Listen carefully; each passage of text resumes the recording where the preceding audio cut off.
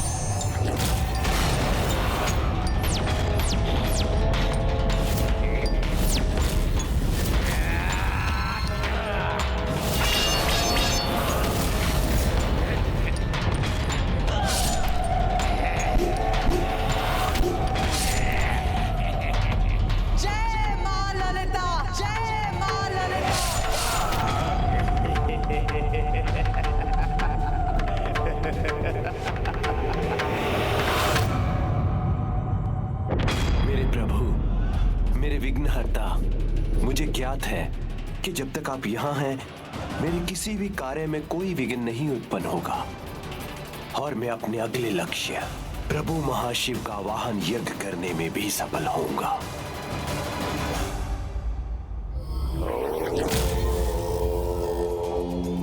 महाशिवाय नमः। ओम आदिशंकराय नमः। ओम महाशंकराय नमः। ओम जगन्नाथाय नमः। ओम आदिशंकराय नमः।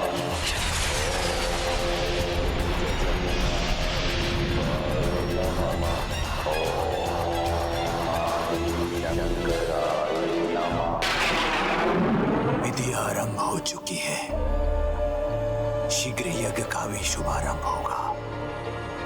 सभी मेरी योजना के अनुसार हुआ तो इस मुझे समय में ये देवियां 7 सिंदूरा असुरों से ही युद्ध करती रह जाएंगी और मैं प्रभु महाशिव के साक्षात दर्शन प्राप्त करने में सफल हो जाऊंगा।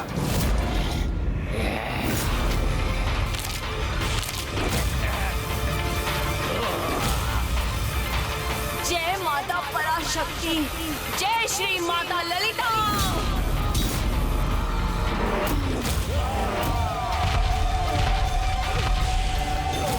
जय मां ललिता।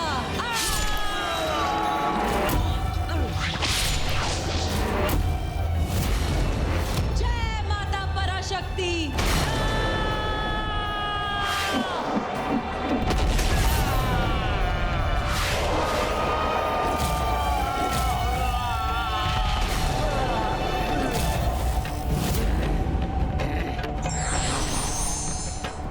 कहा था ना मैंने, तुम्हारा कोई भी आघात हमें कोई हानि नहीं पहुंचा सकेगा।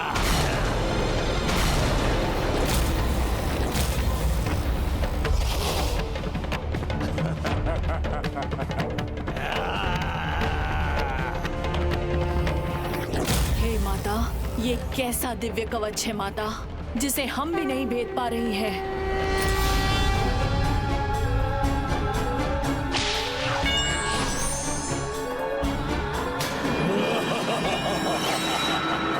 अब आप ही हमारा मार्गदर्शन कीजिए माता।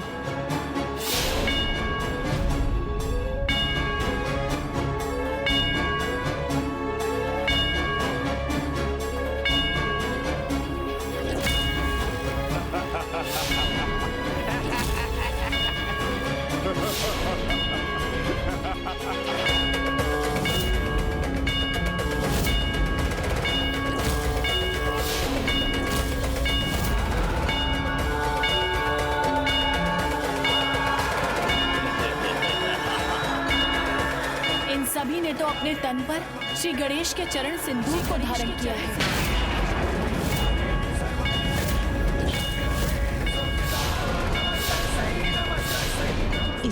हमारे अस्त्रों के प्रहारों से सुरक्षित हुई।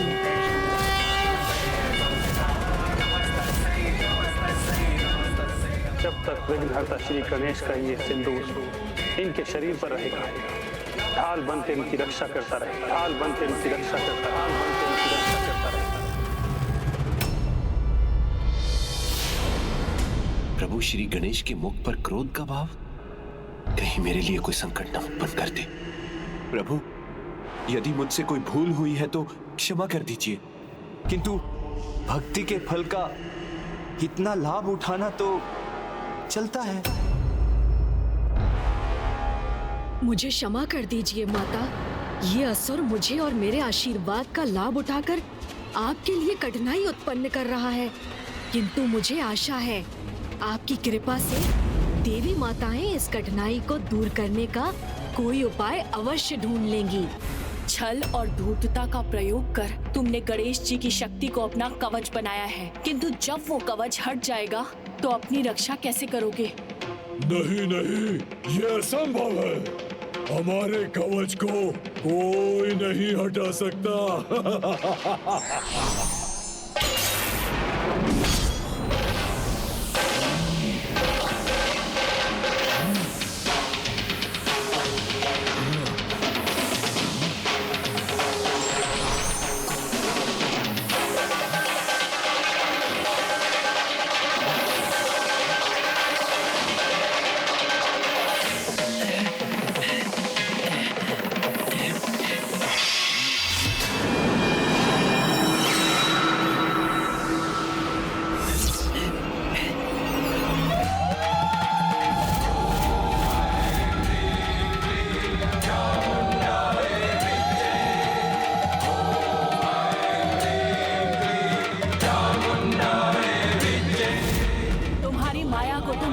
मैंने, अब तुम्हारा कवच शेष है।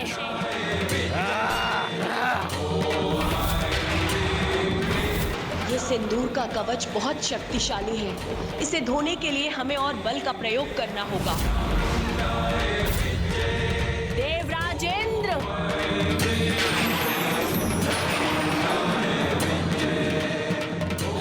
संकोच मत कीजिए देवराजेंद्र, शीघ्र वर्षा उत्पन्न कीजिए।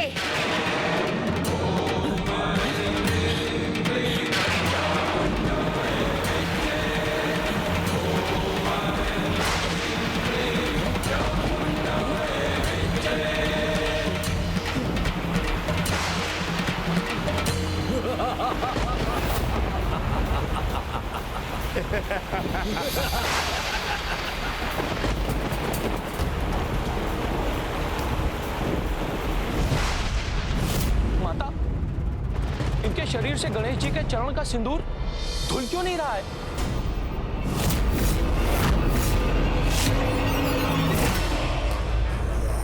इंद्रदेव पर कुछ अधिक ही विश्वास था इन देवी को। लेकिन अब तो वो विश्वास भी भंग हो गया।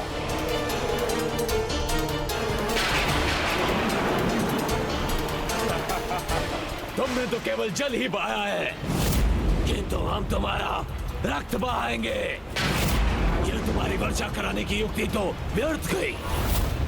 अब हमारा सामना कैसे करोगी? अब हमारे द्वारा तुम्हारा अंत निश्चित है। मैं समस्त ब्रह्मांडों के सभी इंद्रदेवों का आवाहन करती हूँ, शीघ्र वर्षा करिए।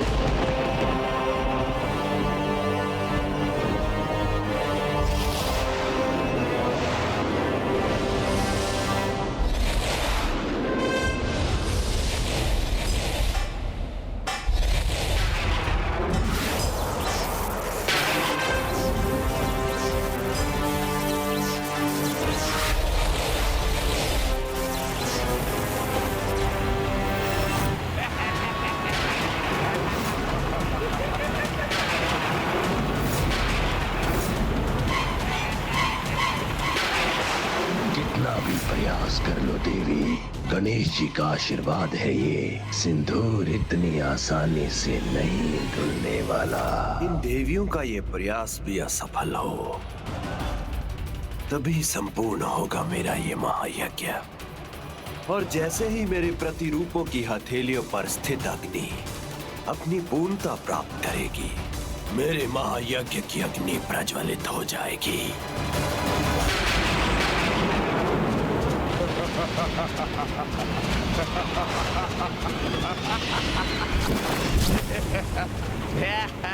भले ही तुमने गणेश के सिंदूर से अपने असुरों को सुरक्षित कर दिया है, परंतु छल से प्राप्त किया गया आशीष कभी कोई काम नहीं आता।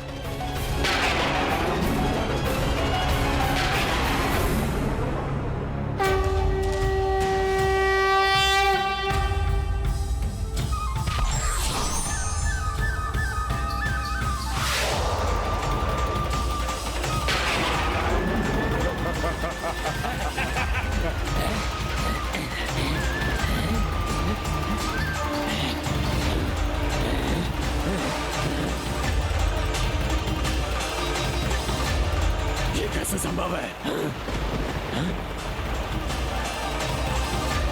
हमारे शरीर से ये दिव्य सिंदूर कैसे धुल रहा है? इस तरह तो हमारा कवच मिट जाएगा। अब हम इन देवियों के सामने असुरक्षित हो जाएंगे।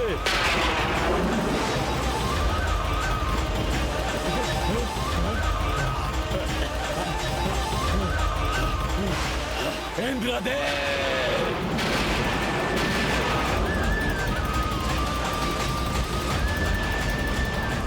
ये अग्नि अस्थिर क्यों हो रही है?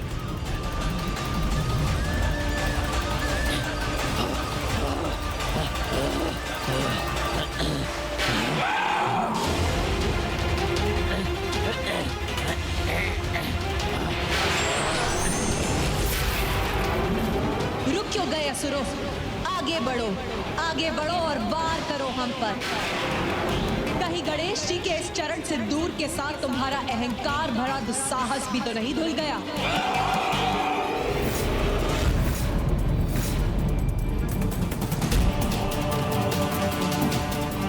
नहीं, मुझे कोई चिंता नहीं, क्योंकि जब स्वयं विघ्नहर्ता श्री गणेश जी है यहाँ, तो मेरे कार्य में विघ्न कैसे आ सकता है?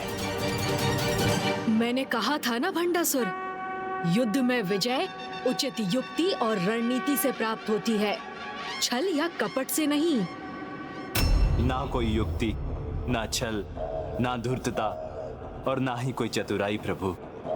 मुझे तो बस आपके आशीर्वाद की आवश्यकता है, और वो तो मैं लेकर ही रहूंगा।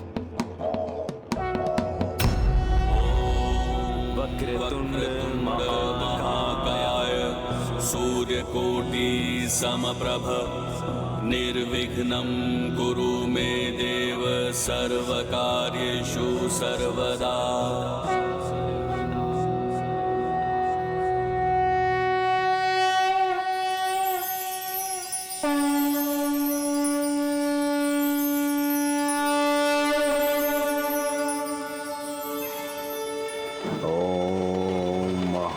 शिवाय नमः। ओम आदिशंकराय नमः। भंडासुर जो भी कर रहा है अनुचित है, फिर भी मैं इसे आशीष देने के लिए विवश हो रहा हूँ। जब तक ये मुझसे छल से आशीष प्राप्त करता रहेगा, मैं माताओं के लिए व्यर्थ ही बाधाएं उत्पन्न करता रहूंगा। मैंने कहा था ना प्रभु, जहां आप हैं वहां पराजय हो ही नहीं सकती। अब देखिए, युद्ध भूमि में भी मेरे योद्धा अवश्य सफल होंगे।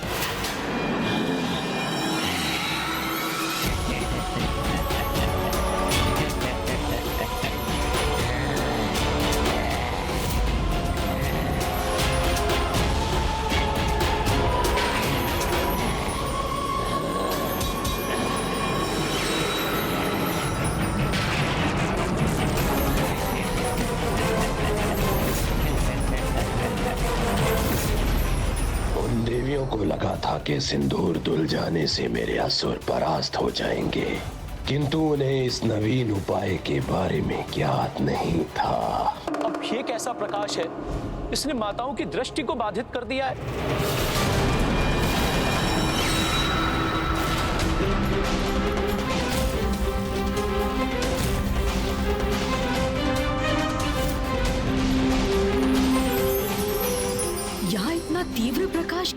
उत्पन्न हो रहा है। क्या भंडासुर इस प्रकाश का भी कोई अनुचित लाभ उठा रहा है? ये है मेरे बलाह का सुरों का सर्वाधिक शक्तिशाली अस्त्र, सूर्यदेव का अपार तेज।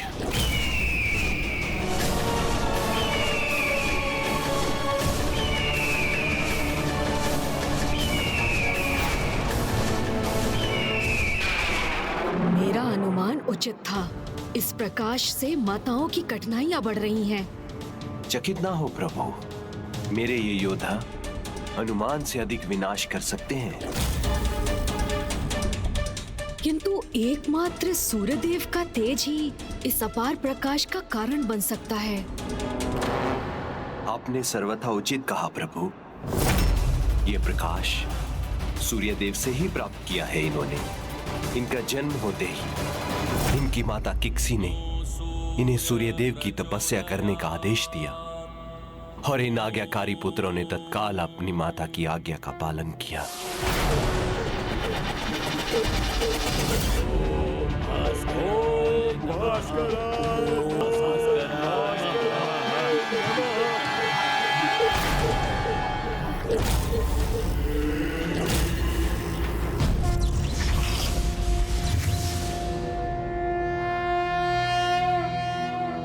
ॐ आदित्याय विद्महे सहस्रकिरण्य धीमहि तन्नो सूर्य प्रचोदयात्।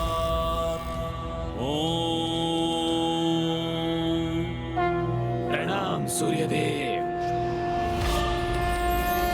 कल्याण।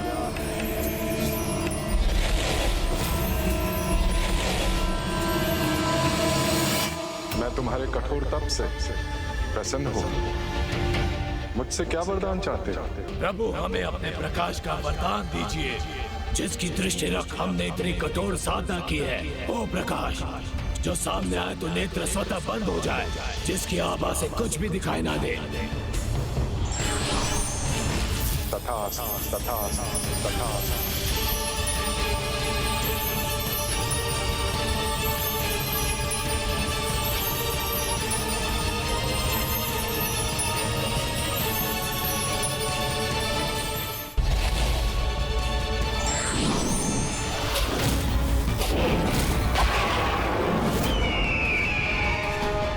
जो हमारे सामने आएगा हमारे बढ़ते प्रकाश से पिघल जाएगा।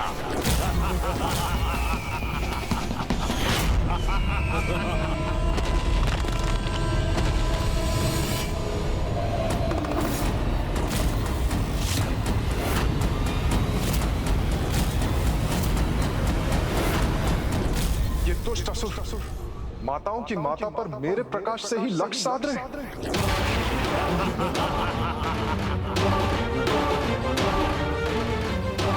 तुम देवियों का खेल यही समाप्त करेंगे हम।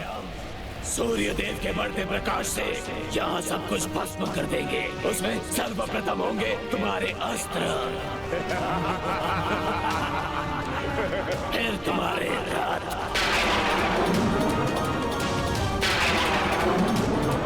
और उसके उपरांत तुम्हारी अस्थियों को भस्म कर तुम्हारा अस्तित्व ही मिटा देंगे।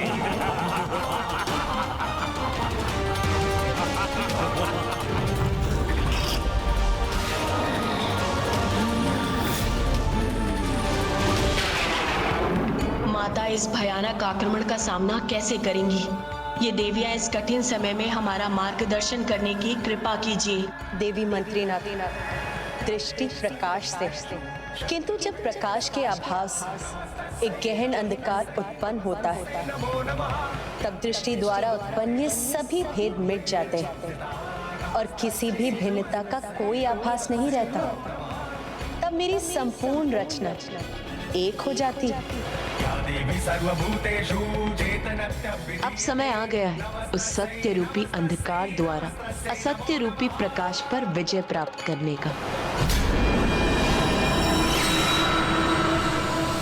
जय मां पराशक्ति।